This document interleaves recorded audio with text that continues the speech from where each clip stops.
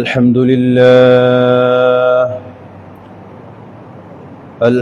لله وكفى وسلام على عباده الذين اصطفى أما بعد فقد قال الله تعالى في كلامه المجيد والفرقان الحميد فأعوذ بالله من الشيطان الرجيم فإذا قضيتم مناسككم فاذكروا اسم الله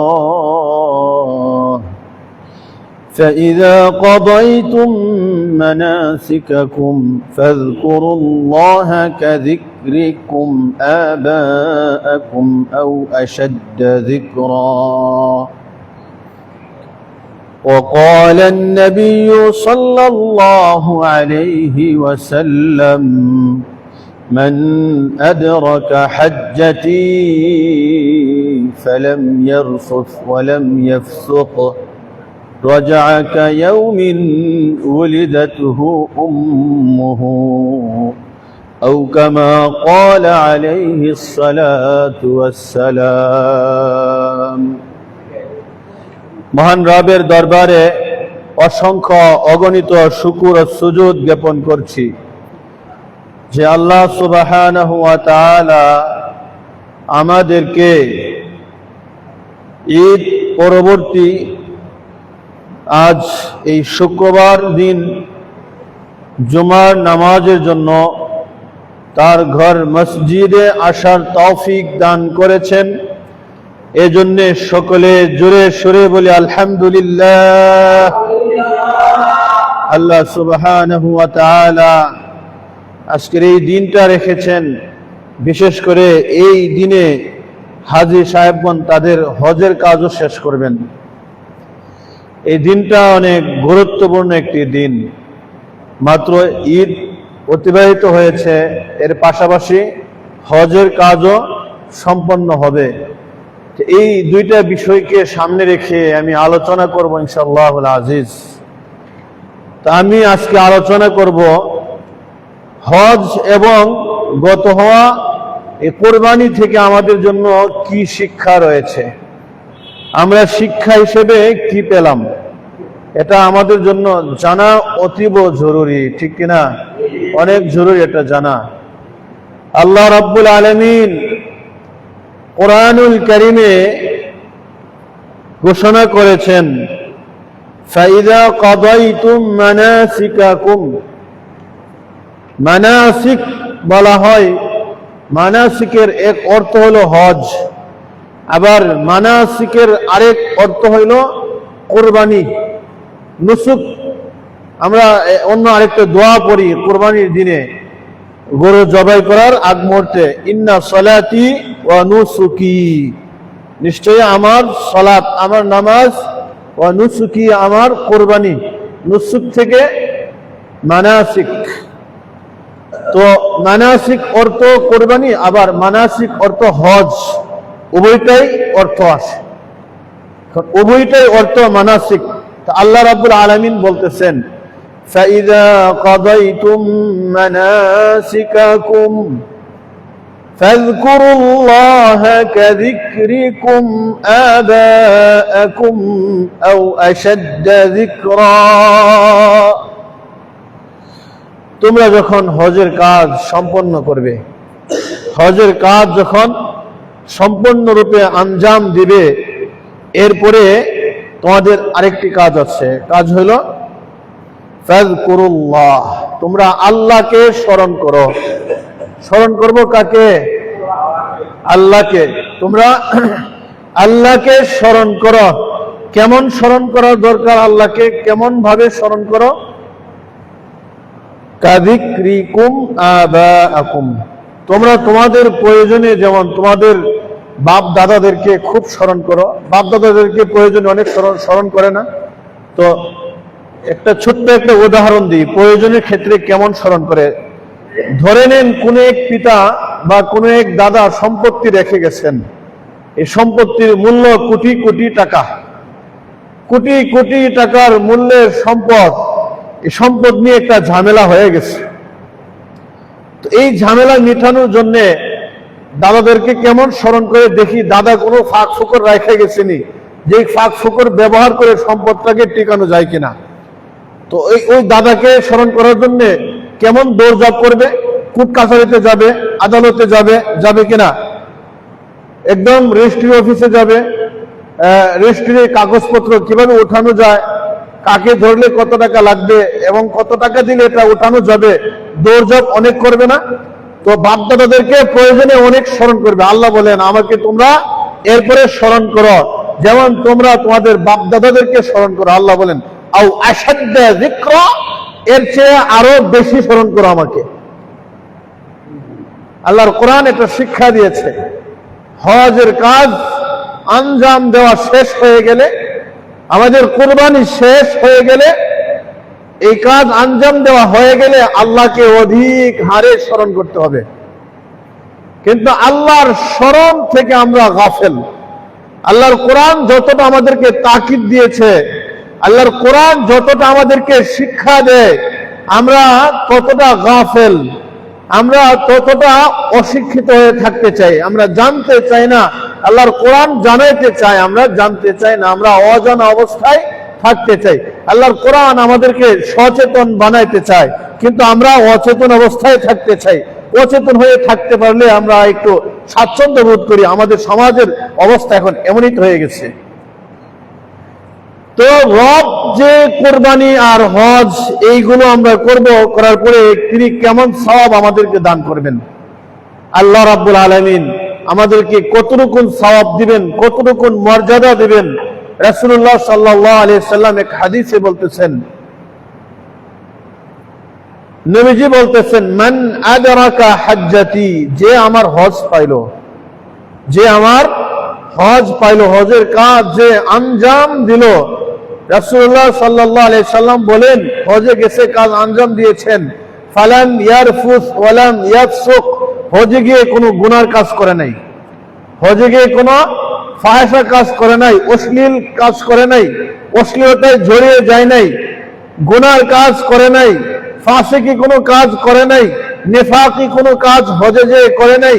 আমার রাসূল বলেন রাজা কা ইয়াউমিন উলিদাতহু উম্মুহু, সে হজ থেকে ফিরে আসবে এমন ভাবে যেমন আজ সবেমাত্র মায়ের পেট থেকে ভূমিষ্ঠ হয়ে আসছে,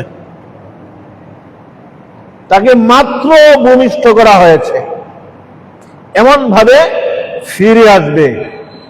তাহলে হজের মাধ্যমে সওয়াব আছে না নাই? কোরবানির মাধ্যমে সওয়াব আছে না নাই? সওয়াব আছে। হজ আর কোরবানি শিক্ষা দেয় আমাদেরকে আল্লাহকে বেশি করে স্মরণ করতে হবে, আল্লাহকে বেশি করে স্মরণ করতে হবে, ইবাদত করতে হবে একমাত্র আল্লাহর। আমরা ইবাদত করব কার? আল্লাহর। ইবাদত করব আল্লাহর। হজ থেকে আরেকটা জিনিস আমাদেরকে শিক্ষা দেয়। এক নাম্বার হলো আমরা যে ইহরাম পরি, ইহরাম আমাদেরকে শিক্ষা দেয়। হাজী সাহেবরা ইহরাম বাঁধে। ইহরাম শুধু দুইটা কাপড়ের নাম নয়, ইহরাম থেকে শিক্ষা নিতে হবে। দুইটা কাপড় আর তালবিয়ার নাম শুধু ইহরাম না, এ থেকে কি করতে হবে? শিক্ষা নিতে হবে। শিক্ষা সহ যে ইহরাম, এটাকে বলে পরিপূর্ণ ইহরাম।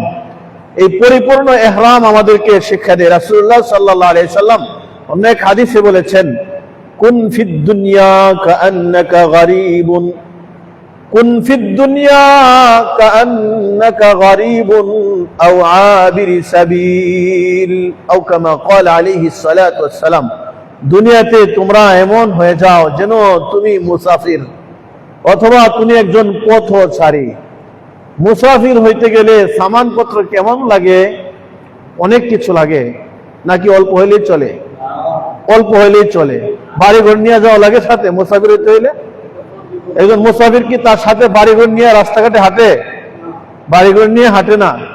মুসাফির তার সম্পদ মাথায় নিয়ে হাঁটে না, মুসাফির তার পুরো জামা কাপড় সবকিছু নিয়ে হাঁটে না, যতটুকুন না হলে নয় অতটুকুন নিয়ে যায়, ঠিক না?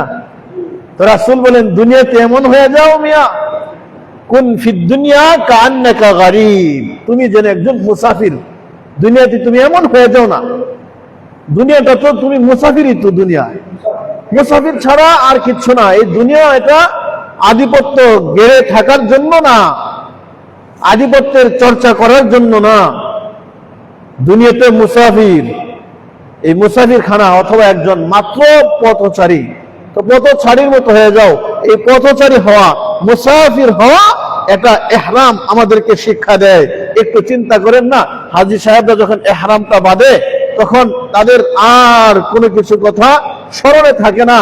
হাজী সাহেবরা তাদের অবস্থা যেন এমন, আল্লাহ এখন আমার মরার ইচ্ছে না থাকলেও আমাকে মরতে হবে, আমার তোমার সাথে কবরে সাক্ষাৎ করার ইচ্ছে না থাকলেও সাক্ষাৎ করতে হবে, আমার গোসল করার ইচ্ছে না থাকলেও কেউ আমাকে গোসল করিয়ে দিবে, আমার কাফনের কাপড় পরিধান করার ইচ্ছে না থাকলেও কেউ আমাকে কাফনের কাপড় চূড়ান্ত ভাবে পরিধান করিয়ে দিবে।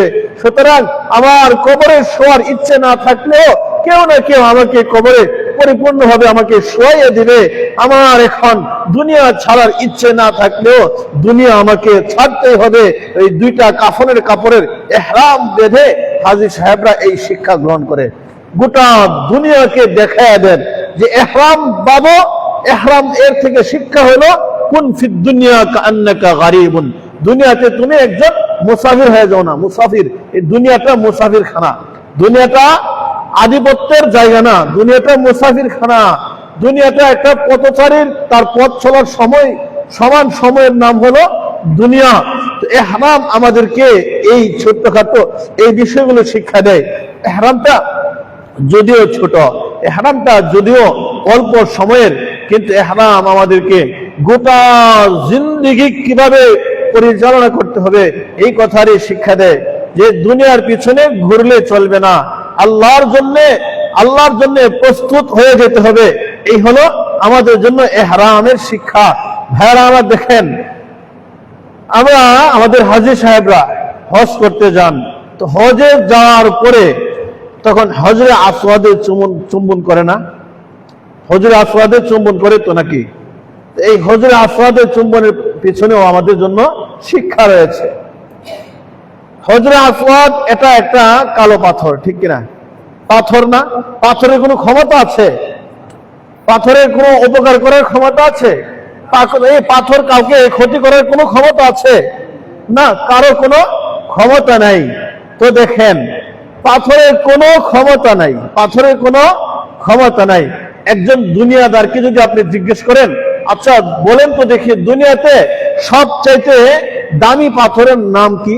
অবশ্যই সে বলবে ইয়াকুত পাথর বা মরমর পাথর, ঠিক না? আরো অন্যান্য যত পাথর আছে ইত্যাদি ইত্যাদি পাথর। আবার কেউ কেউ এটাও বলতে পারে যে দুনিয়াতে সবচেয়ে পাথরের দামি পাথরের নাম কিছু একটা আছে, হয়তো মনে পড়তেছে না, এমন কিছু একটা কি বলতে চাইবে। যে বলতে পারে না সেও কি বলতে পারবে। আবার কেউ কেউ বলবে যে সবচেয়ে মূল্যবান পাথরের নাম হলো পরশ পাথর, ঠিক না? আচ্ছা, একজন আল্লাহওয়ালাকে যদি আপনি জিজ্ঞেস করেন, আচ্ছা বলেন তো দেখি পুরো পৃথিবীতে যত পাথর আছে ওই পাথরগুলোর মধ্যে সবচেয়ে দামি পাথর, সবচেয়ে মূল্যবান পাথরের নাম কি? অবশ্যই সে বলে দিবে এই পাথরের নাম কি? হজরে আসওয়াদ। মাশাআল্লাহ মাশাআল্লাহ মাশাআল্লাহ, আল্লাহওয়ালা মানুষ এখানেও আছে। হজরে আসওয়াদ সবচেয়ে দামি পাথর, সবচেয়ে মূল্যবান পাথর। কারণ কি? যে যে জিনিসটা তালাশ করে তার সামনে এটাই আসে। যেমন দেখেন, একজন আল্লাহওয়ালা, সে তো আল্লাহওয়ালা মানুষ, আল্লাহর দিকেই মগ্ন, দুনিয়ার দিকে মগ্ন না। তো দুনিয়াদার দুনিয়ার পিছনে দৌড়ায়, দুনিয়ার বড় কিছু সামনে আসলে সে মনে করে অনেক কিছু হাসিল হয়ে যাবে, কিন্তু আল্লাহওয়ালারা এবারে কেউ কোনো কিছুই মনে করেন না। রাজা বাদশাদেরকেও কোনো কিছু মনে করেন না। আল্লাহওয়ালি বসে আছেন, তার খাদেম দিয়া মাথার চুল আশ্রয়তেছে। এবার মাথার চুল আশ্রয়তেছে, হঠাৎ করে বাদশাহ এসে মসজিদে ঢুকছে। তো ঢোকার পরে বাদশাহ একটু আশ্চর্য হয়ে কাচুমুচু করে বসছে। তো বিস্মিত হয়ে বাদশাহ সম্পর্কে খাদেমে বলতেছে, হুজুর বাদশাহ আসছে। কি আসছে? বাদশাহ আসছে, রাজা আসছে। তো উনি কোনো প্রকারে ভ্রুক্ষেপ না করে বলছেন, আমি তো মনে করছি তুমি বড় একটা হুকুম পেয়ে গেছো বুঝি। আরে রাজা বাদশাহ আসছে, এটা নিয়ে তো এত গুরুত্ব দেওয়ার কিছু না। তুমি যে গুরুত্ব দিয়েছো এত গুরুত্ব, আমি তো ভাবছি আমার মাথা থেকে বড় কোনো একটা হুকুম পেয়ে গেছো। তো আল্লাহ যারা, তারা দুনিয়ার রাজা বাদশাদেরকেও হুকুমের মতো গুরুত্ব দেয় না, কারণ তাদের দেন মগ্ন তো আল্লাহর দিকে, কারণ আল্লাহর সাথে তো মিলিত হইতে হবে না। তো বলছিলাম ঠিক তেমনি দুনিয়াদার যারা, তারা রাজা বাদশাদেরকে বেশি মূল্যায়ন করবে। দুনিয়াদার যারা দুনিয়ার পাথরকে বেশি মূল্যায়ন করবে। আল্লাহ যারা পক্ষান্তরে, তারা দুনিয়ার পাথরকে দামি পাথর বলবেন না, তারা বলবেন হাজরে আসওয়াদ এটা হলো দামি পাথর, এটা জান্নাতি পাথর। সন্দেহ আছে কোন? হাজরে আসওয়াদ জান্নাতি পাথর। এবার আসেন, হাজরে আসওয়াদের আসলে কোনো ক্ষমতা নেই, কোনো ক্ষমতা নেই। ক্ষমতা কার? আল্লাহর। ক্ষমতা কার? ওই উপরওয়ালা আল্লাহর ক্ষমতা সব। তা আল্লাহ সুবহানাহু ওয়া তাআলার যেহেতু ক্ষমতা, তা আল্লাহ রাব্বুল আলামিন আদেশ করেছেন তাকে চুম্বন দেওয়ার জন্য, তাকে ছুঁয়ে দেওয়ার জন্য। এই জন্য আমরা তাকে ছুঁয়ে দেই। হাজরে আসওয়াদে আমরা চুম্বন খাই, ঠিক কিনা বলেন? হাজী সাহেবের চুম্বন খায় না? তো এই জায়গাতে আসেন, কিছু নাস্তিক যারা, তারা প্রশ্ন তুলে, বা মূর্তি পূজারী যারা, তারাও প্রশ্ন তুলে। বলছিলাম হজ থেকে আমাদের শিক্ষা, কোরবানি থেকে আমাদের শিক্ষা, বিষয়বস্তু হারিয়ে গেলে চলবে না, মনে রাখেন। হাজরে আসওয়াদ নিয়ে প্রশ্ন তুলে যে তোমরা তো পাথরের চুম্বন খাও, সুতরাং আমরাও তো মূর্তির সামনে গিয়ে আমরা তাদেরকে চুম্বন করি, এদের কাছে কপাল লাগাই, নাক লাগাই। মুশরিক যারা, তারা যুক্তি দেয় তোমাদের তো আমাদের তো একই হয়ে গেল। আবার কাবার কাছে যাও, কাবাও তো ইট পাথরের, তো কাবারও তো কোনো ক্ষমতা নাই, তাই তোমাদের কাবা আর আমাদের মূর্তিতে একই। নাউযুবিল্লাহি মিন যালিক। এবার আসেন আসল কথা। হযরত ওমর ফারুক রাদিয়াল্লাহু তাআলা আনহু তিনি বলেন, ওমর ফারুক রাদিয়াল্লাহু তাআলা আনহু তিনি বলেন, ইন্নী আ'লামু আন্নাকা হাজার। ও হাজরে আসওয়াদ, আমি ভালো করে জানি তুমি একটা পাথর মাত্র। লা তানফা ওয়া লা তাদুররু, তুমি কোনো উপকার করতে পারো না, তুমি কোনো ক্ষতিও সাধন করতে পারো না। লাউলা রাআইতুন নাবিয়্যা সাল্লাল্লাহু আলাইহি ওয়াসাল্লাম ইয়াতাকাব্বালুক মা কাব্বালতুক। আরে আমি যদি আমার রাসূলকে না দেখতাম তোমাকে চুম্বন করছে, তাহলে আমি ওমরও তোমাকে চুম্বন করতে যাইতাম না।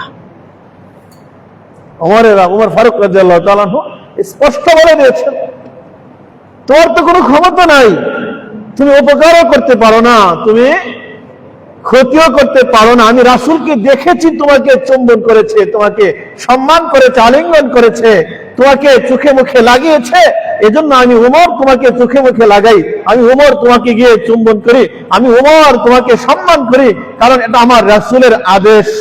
তাহলে বোঝা গেল আমরা হজরে আসওয়াদকে, আমরা হজরে আসওয়াদের ইবাদত আমরা করি না, হজরে আসওয়াদকে আমরা কোনো কিছুর ক্ষমতাবান মনে করি না। রাসূল করেছেন, রাসূল আদেশ দিয়েছেন, আল্লাহর আদেশ আছে, এই জন্য আমরা করি, ঠিক কিনা বলেন? তো তারা যে মূর্তি পূজা করে, এদেরকে কে আদেশ দিল? শয়তান। কে দিছে? শয়তান। তো এবার আসেন, ইবাদত আল্লাহর পক্ষ থেকে, ইবাদত আল্লাহর পক্ষ থেকে। তো ওমর রাদিয়াল্লাহু তাআলা আনহু তিনিও রাসূল সাল্লাল্লাহু আলাইহি সাল্লামের থেকে শিখে আসছেন, সাহাবায়ে কেরাম তারাও শিখে আসছেন। তো পক্ষান্তরে আল্লাহ রাব্বুল আলামিন সাহাবায়ে কেরাম সম্পর্কে আমাদেরকে আদেশ করেছেন, আমিনু কামা আমানান নাস। ও লোক সকল, তোমরা ঈমান আনো যেমন ওই জামানার লোকেরা ঈমান এনেছিল, সাহাবায়ে কেরাম যেমন ঈমান এনেছিল। সাহাবায়ে কেরামের মতো ঈমানদার হয়ে যাও না, সাহাবায়ে কেরামের মতো ইবাদত গুজার হয়ে যাও না, সাহাবায়ে কেরামের মতো দানশীল হয়ে যাও না, সাহাবায়ে কেরামের মতো কুরবানিওয়ালা হয়ে যাও, সাহাবায়ে কেরামের মতো জান মাল নিয়ে আল্লাহর জন্য প্রস্তুত হয়ে যাও। সুবহানাল্লাহি ওয়া বিহামদিহি। ওমর ফারুক রাদিয়াল্লাহু তাআলা আনহু তিনি ছোটখাটো ব্যক্তি নন, ছোটখাটো ব্যক্তি নন। তিরমিজি শরীফে আসছে, মুসনাদে আহমদেও আসছে, রাসূলুল্লাহ সাল্লাল্লাহু আলাইহি ওয়াসাল্লাম বলেছেন, লাউ কানা বাদি নাবিয়্যুন লাকানা উমর, যে আমি রাসূলের পরে কেউ যদি নবী হতো তাহলে উমর নবী হতো। আমি রাসূলের পরে যদি কেউ নবুয়ত পেত তাহলে উমর নবুয়ত পেত, যদি হইতো। কিন্তু রাসূল সাল্লাল্লাহু আলাইহি সাল্লাম খাতামুন নবিয়্যিন, এই জন্য আর উমর পরে নবী হন নাই। এটা হলো কোনো একটা বিষয় না হওয়ার প্রতি, না হওয়া কোনো বিষয়ের প্রতি একটা আকাঙ্ক্ষা পেশ করা। যদি হইতো এটা তাহলে এমন হইতো, যেহেতু হবে না এই জন্য আর এমনও হবে না। যদি হইতো এমনটাই হইতো, যেহেতু এটা হবে না তাহলে এমনটাও কিনা হবে না। কবে পরিষ্কার। রাসূলুল্লাহ সাল্লাল্লাহু আলাইহি সাল্লাম খলিফা ওমর রাদিয়াল্লাহু তাআলা আনহু সম্পর্কে স্পষ্টই বলে গিয়েছেন, আর সেই ওমর বলতেছে হযরত আসাদ সম্পর্কে। তাহলে আকীদা আমাদের পরিষ্কার, আমাদের আকীদা পরিষ্কার। এবার আসেন কাবার দিকে আমরা কেন নামাজ পড়ি? আচ্ছা, আমরা আসলে কাবাকে সিজদা করি না, আমরা আসলে কাবাকে নামাজ দেই না, কাবাকে আমরা ইবাদত দেই না, আমরা কাবার দিকে পড়ি। কোন দিকে পড়ি বলেন? কাবার দিকে পড়ি। আচ্ছা, আমরা এখান থেকে সোজা যে পশ্চিমে আমরা দাঁড়াবো, তো পশ্চিমে দাঁড়ানোর পরে আমার নাক বরাবর কাবা আছে, এটা কি আপনি বলতে পারবেন? না, কিন্তু আমার দিকটা কাবার দিক, ঠিক না? আমার দিকটা কাবার দিক। তাহলে আরেকটু পরিষ্কারের জন্য বলি, কাবা জমিনের উপরে না নিচে?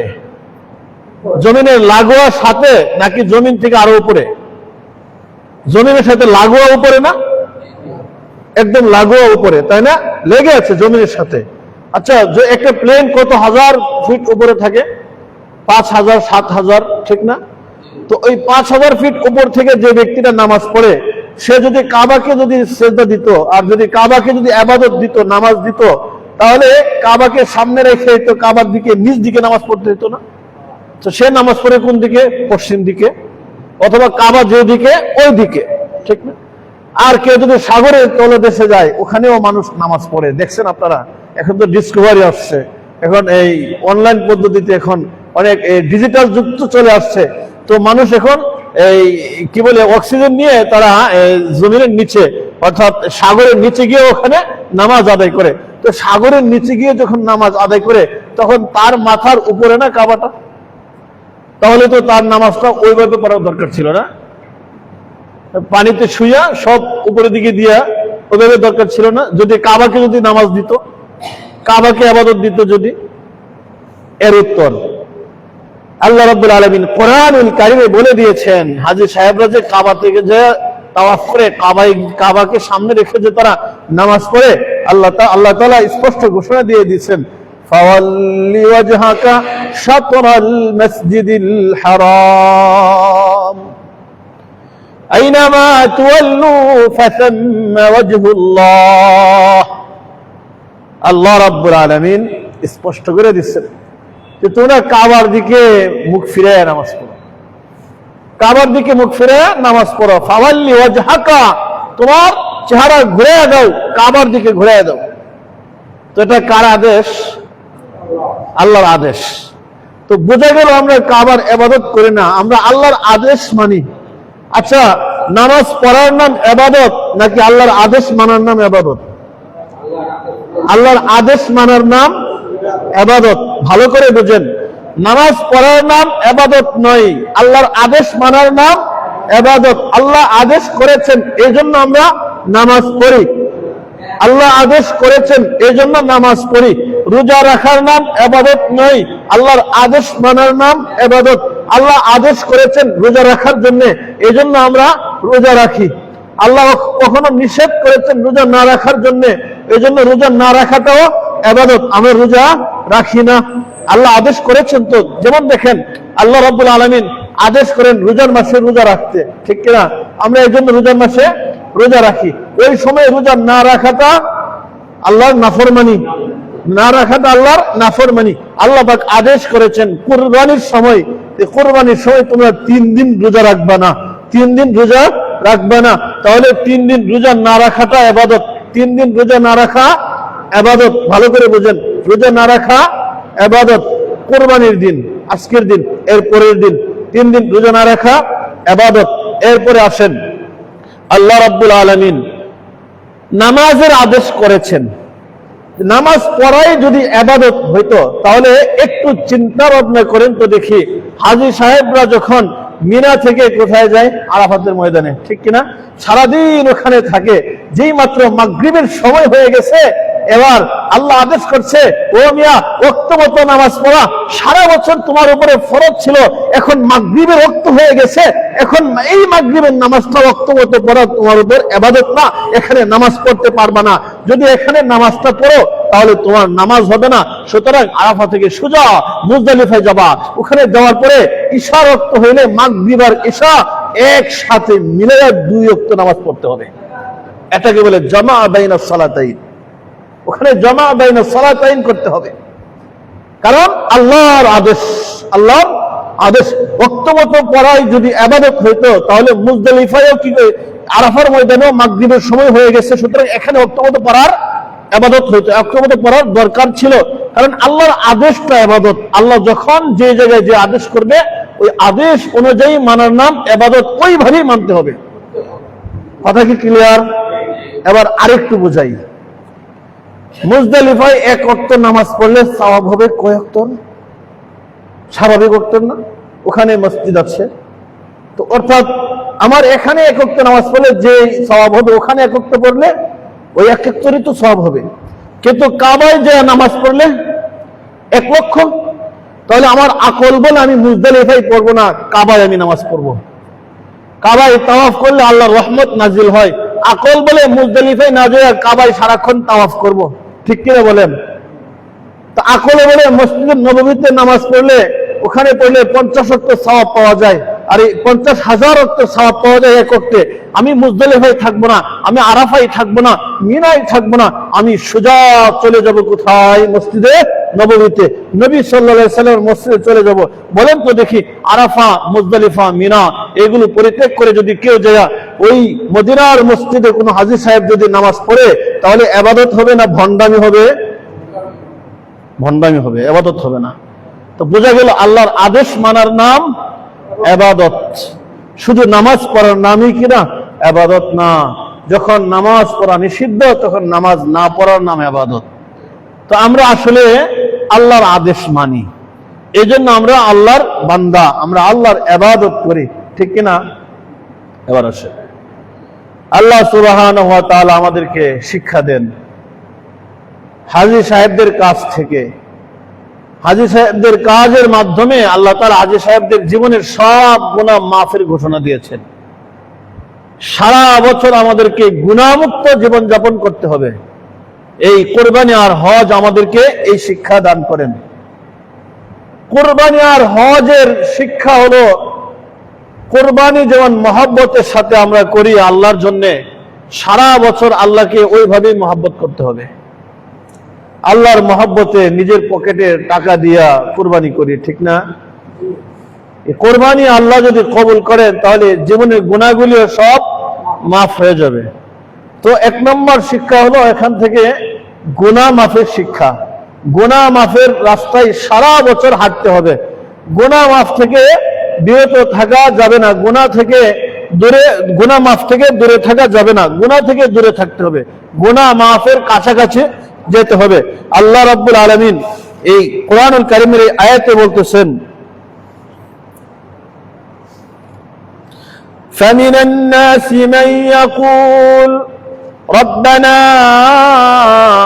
آتِنَا فِي الدُّنْيَا وَمَا لَهُ فِي الْآخِرَةِ مِنْ خَلَاقٍ। কিছু মানুষ আছে, এরা বলে কি, আল্লাহ আমাদেরকে দাও, আতিনা ফিদ দুনিয়া, দুনিয়াতে দাও আমাদেরকে। এরা শুধু দুনিয়ার জন্য চায়, এরা আখিরাতের জন্য চায় না, আখিরাতের জন্য চায় না। আল্লাহ বলেন ওমা লাহু মিন নসিব, এরা আখিরাতে কিছু পাবে না। ওমা লাহু ফিল আখিরাতি মিন খালাক, আখিরাতে এদের কোনো অংশ থাকবে না, আখিরাতে আল্লাহর কাছে কিছুই পাবে না। আল্লাহ এদেরকে শুধু দুনিয়াতেই দিয়ে দিবে। তাহলে চাইতে হবে কোথায়? দুনিয়া আখিরাত উভয়টাই চাইতে হবে আল্লাহর কাছে। আল্লাহর কাছে চাইতে হবে দুনিয়া এবং আখিরাত। দুনিয়া আখিরাত ছাড়া শুধু একটা আল্লাহর কাছে চাওয়া যাবে না। দুনিয়াতেও শান্তি চাইতে হবে, আখিরাতেও শান্তি চাইতে হবে। দুনিয়াতে আল্লাহর দেওয়া ওই নিয়ম অনুযায়ী জীবনযাপন আল্লাহর কাছে চাইতে হবে। আল্লাহ রাব্বুল আলামিন শিক্ষা দিয়েছেন, ওয়ামিনহুম মান ইয়াকুলু রাব্বানা আতিনা ফিদ দুনিয়া হাসানা ওয়া ফিল আখিরাতি হাসানা ওয়া কিনা আযাবান নার। আল্লাহ রাব্বুল আলামিন দেখেন কত সুন্দরভাবে শিক্ষা দিয়েছেন।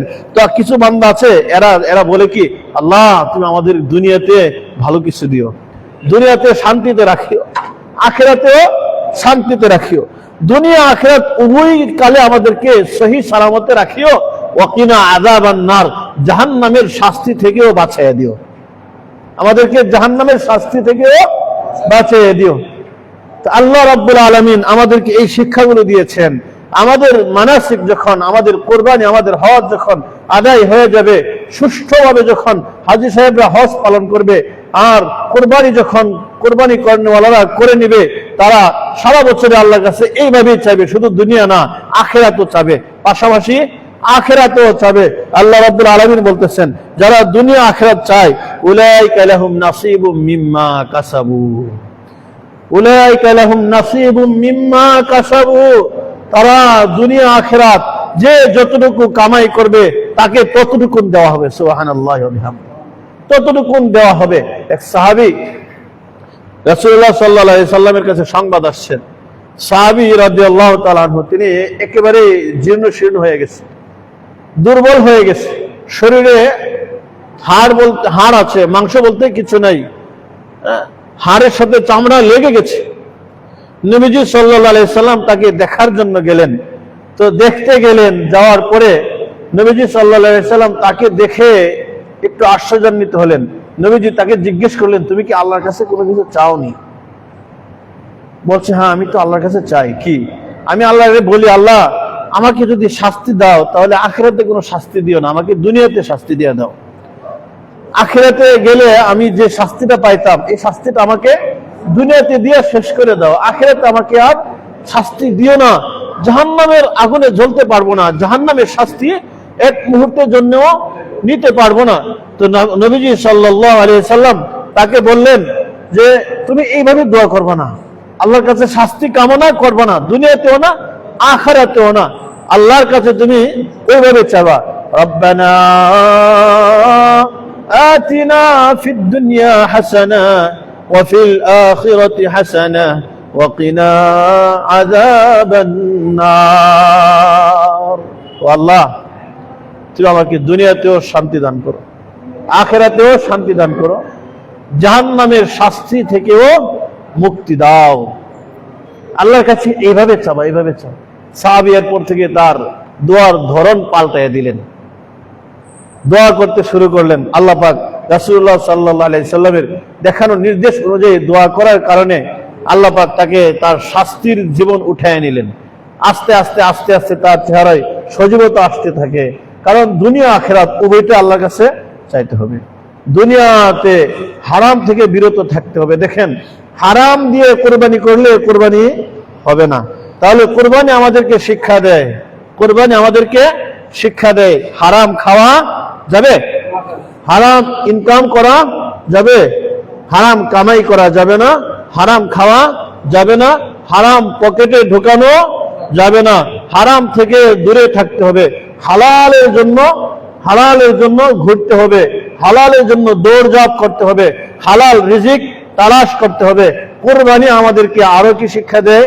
আল্লাহ রাব্বুল আলামিন কোরআনুল কারীমেতে বলেছেন, ফাকুলু মিনহা ওয়া আত'ইমুল কানিআ ওয়াল মু'তার, কুরবানির গোশতগুলো তোমরা খাও, নিজেরা খাও।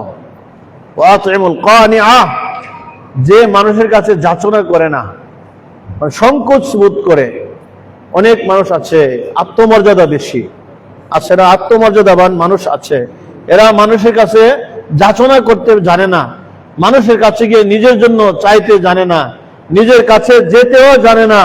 সুতরাং আল্লাহ বলেন, এদেরকে খুঁজে খুঁজে বের করে এদের কাছে কুরবানির মাংস পৌঁছায় দাও, এদের কাছে পৌঁছায় দাও। ওয়াল মু'তার, আর যে চায় তাকেও দাও। তাহলে এখান থেকে আমরা হৃদ্যতা পেলাম, আমরা আত্মিক সম্পর্ক পেলাম।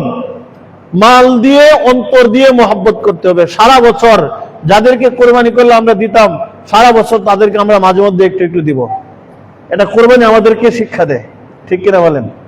শুধু কোরবানির সময় তাদেরকে স্মরণ করব, বিষয়টা এমন না। যখন সুখে দুঃখে সব খবর তাদের নিব। কিন্তু আমাদের বিশেষ করে এই বাংলাদেশে, এই ভারতবর্ষে অন্যান্য রাষ্ট্রে আছে কিছু কম, যেমন পাকিস্তান, ভারতে এগুলি একটু কমই আছে। বাংলাদেশে এটা একটু বেশি। ওই সামাজিক বন্টন করে, ঠিক কিনা? সামাজিক বন্টন করার পরে মানুষগুলো আসে একসাথে, বন্টন কোথায় হবে এগুলি নিয়ে লাগে মারামারি। কোন দিকে হার একটা কম, কোন দিকে হার একটা বেশি, এগুলো নিয়ে লাগে আবার মারামারি। ওই গতকালকে সম্ভবত ফরিদপুরের দিকে লাগছে মারামারি, লাগে প্রায় 40-42 জন আহত হয়েছে, গুরুতর আহত হয়েছে। তো এটা জায়েজ কি জায়েজ না পরে বলতেছি, সিস্টেমটা নিয়ে আগে বলি।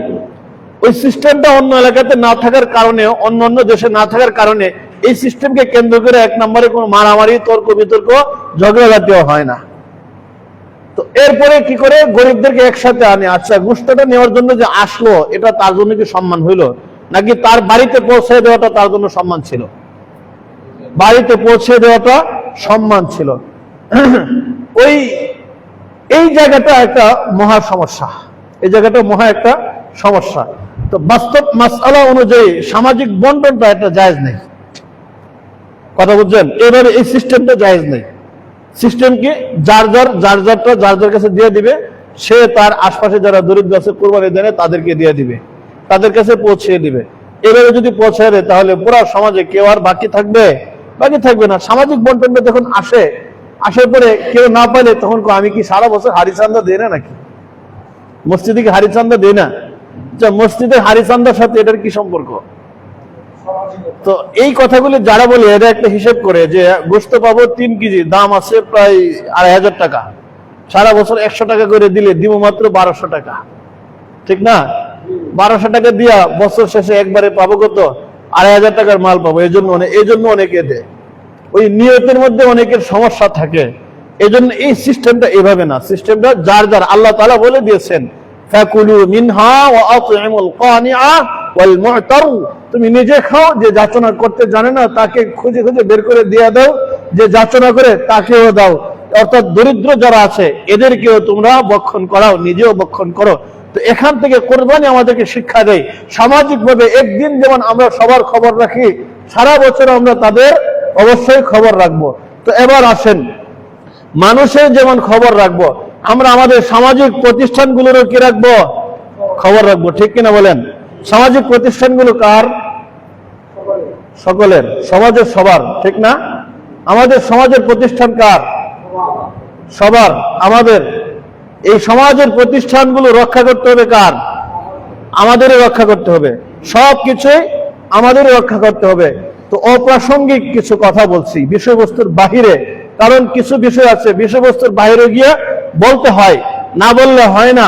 আবার বিষয়বস্তু ঠিক রাখতে হয়। এতক্ষণ বিষয়বস্তু ঠিক রাখার জন্য বললাম, এখন বিষয়বস্তুর বাইরে গিয়ে একটু বলছি। দেখেন, মানুষের অনেক সময় ভাগ্য ভালো থাকে, আবার অনেকের ভাগ্য মন্দও থাকে। তো কিছু কিছু এই পরীক্ষা থাকে, পরীক্ষার মাধ্যমে আল্লাহ রাব্বুল আলামিন তার এই যে ভাগ্য আল্লাহ তাআলা পরিবর্তন করে দেন, আল্লাহ তাআলা চমকাইয়া দেন। কারণ পরীক্ষাগুলোতে ধৈর্য ধারণ করতে হয়, হতাশ করা প্রয়োজন নেই। বাংলাদেশের আমাদের এই হাটহাজারী মাদ্রাসা, আমরা তো সবাই চিনি না, হাটহাজারী মাদ্রাসা একবার আগুন লাগছে। তো আগুন লাগছে পরে মুতাবিব সাহেব তৎকালীন সময়ের, উনি রহমতুল্লাহ আলাইহি, তিনি হাসতেছেন। সবাই আশ্চর্য, কেন হাসে? বলতেছে আগুন যত উপরে উঠবে, আগুন যত উপরে উঠবে, এই মাদ্রাসার বিল্ডিং ও তত উপরে উঠবে। সুবহানাল্লাহ বিহামদিহি। তো আমাদের শাওরাত বাজারে আগুন লাগছিল না? কোথায় লাগছিল? এই দোকানগুলি পুড়ে গেছে। এই গত কয়েকদিন আগে, বেশি দিন না তো, কয়েকদিন আগে তো লাগছে না? কয়েকদিন আগে আগুন লাগছে। এই আগুন লাগছে, দেখেন, আমি আশা করি এই আগুন যত উপরে উঠছে, আল্লাহ তাআলা ওই জায়গাটা তার বিল্ডিং দিয়ে তত উপরে উঠিয়ে দিবে। আল্লাহ কবুল করুন, বলেন আমিন। আমিন। আল্লাহ তাআলা কবুল করুন।